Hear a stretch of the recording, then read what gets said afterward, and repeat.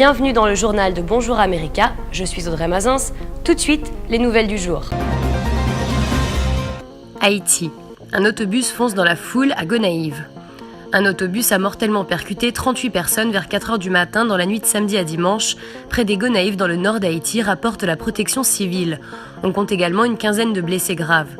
Le véhicule, qui faisait la liaison entre Cap-Haïtien et Port-au-Prince, la capitale, a d'abord heurté 2 piétons, tuant l'un d'entre eux à la sortie des Gonaïves, a expliqué Joseph Faustin, directeur de la protection civile pour le département d'Artibonite.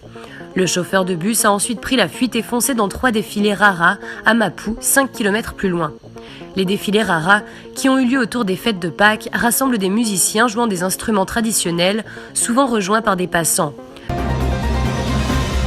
Russie entretient Poutine-Erdogan. Le président russe Vladimir Poutine et son homologue turc Recep Tayyip Erdogan ont insisté à Moscou sur la qualité de leurs relations. Ils ont précisé que les deux pays avaient retrouvé la voie de la coopération. Poutine a qualifié la Turquie de partenaire stratégique. La situation en Syrie a été au cœur de leurs échanges. Les deux pays ont conclu des accords économiques. Erdogan, gratifiant son hôte d'amis fidèle, a souhaité que la Russie lève complètement les sanctions prises à la suite de la destruction d'un avion militaire russe par l'aviation turque au-dessus de la Syrie en novembre 2015. Ils ont aussi signé des conventions en matière judiciaire et culturelle. 2019 sera ainsi l'année de la Russie en Turquie et l'année de la Turquie en Russie. Le président turc a aussi envisagé que le rouble est désormais court en Turquie et la livre turque en Russie. Canada, les pétroliers récompensent Trudeau.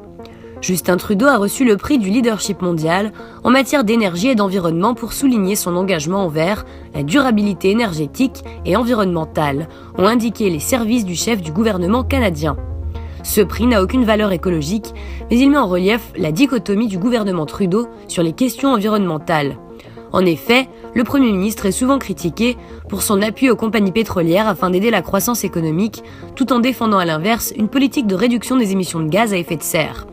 Autre exemple, le gouvernement libéral a approuvé à l'automne 2 projets d'oléoducs pour sortir plus de pétrole des champs de sable bitumineux de l'Alberta. France, Hollande, le moment de choisir. À moins d'1 mois et demi du premier tour de l'élection présidentielle en France, le 23 avril, le chef d'État sortant, le socialiste François Hollande, n'a toujours pas révélé à qui irait sa préférence. Son cœur, à moins que ce ne soit la raison, balance entre le candidat de son parti, Benoît Hamon, que les sondages placent en 4e position, et son ancien ministre, Emmanuel Macron, candidat de centre-gauche.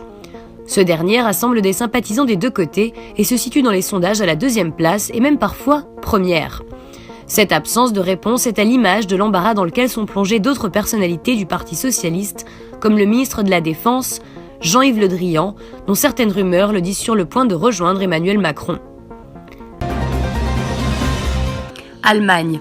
Plus de 600 vols annulés à Berlin. La grève du personnel au sol dans les aéroports de Berlin continue ce lundi après une première journée d'action vendredi dernier. Ce sont plus de 600 vols qui ont été annulés aujourd'hui sur les 2 aéroports de la ville. Cette grève du personnel au sol intervient dans le cadre de négociations salariales qui durent depuis plus d'1 mois.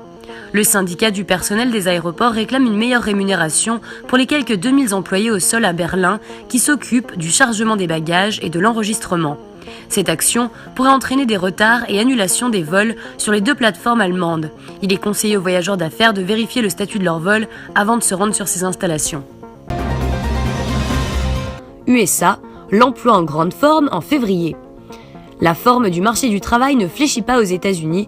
L'économie américaine a créé 235 000 emplois en février, 45 000 de plus que prévu. Résultat, le taux de chômage baisse d'0,1 de point à 4,7%. À l'exception du commerce, tous les secteurs de l'économie ont contribué à cette performance. Dopé par une météo clémente, le secteur de la construction n'avait pas autant embauché depuis mars 2007. En queue de peloton, on retrouve donc les services et le commerce. Dans ce dernier secteur, 26 000 emplois ont même été détruits en février.